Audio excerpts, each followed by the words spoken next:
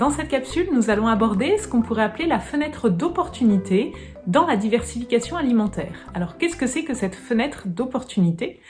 D'après les recommandations internationales, les recommandations de l'OMS au niveau mondial ou les recommandations de l'ESPGHAN, la Société savante de gastronutrition et pathologie pédiatrique européenne,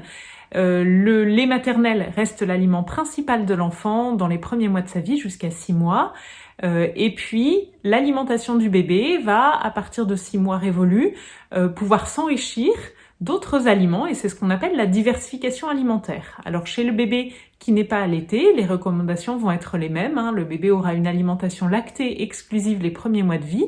et une diversification alimentaire qui pourra se faire. Donc au moment de la diversification alimentaire, l'enfant rentre dans ce qu'on va appeler cette fenêtre d'opportunité de découverte alimentaire et donc l'enfant va enrichir sa palette alimentaire en plus du lait, d'autres aliments qu'il va goûter, découvrir, appréhender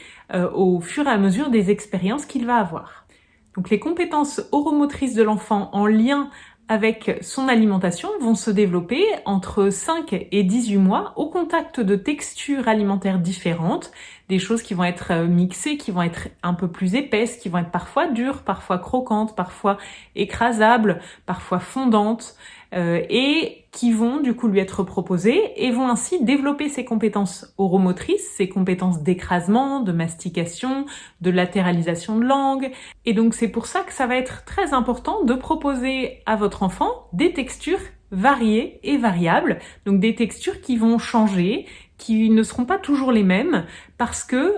on va ainsi aider l'enfant à développer ses compétences d'écrasement, de mastication, donc tout ça qu'on va appeler les compétences oromotrices. Donc dans cette période de diversification alimentaire qui est importante, on va diversifier certes les goûts, mais aussi on va petit à petit diversifier les textures en fonction aussi du choix parental de diversification que vous aurez fait, c'est-à-dire une diversification classique avec d'abord des purées lisses et on va vers un gradient de texture avec des textures un petit peu plus épaisses, ou alors une diversification de type DME, alimentation autonome, où l'enfant va pouvoir d'emblée apprendre à gérer de lui-même des morceaux qu'il va attraper et porter en bouche et des morceaux adaptés bien sûr à ses compétences. Donc la période entre 5 et 18 mois est vraiment la fenêtre d'opportunité où ça va être très intéressant de proposer à l'enfant une variété d'aliments, une variété de textures adaptées à ses compétences. Parce que ce qu'on sait, c'est que plus on lui offre cette variété d'aliments, plus il y a une chance pour qu'il les aime et pour qu'il les intègre à son panel alimentaire. Donc varions les goûts, mais varions aussi les textures pour pouvoir permettre à l'enfant de les appréhender par la suite le mieux possible. Donc pendant cette période de début de découverte alimentaire,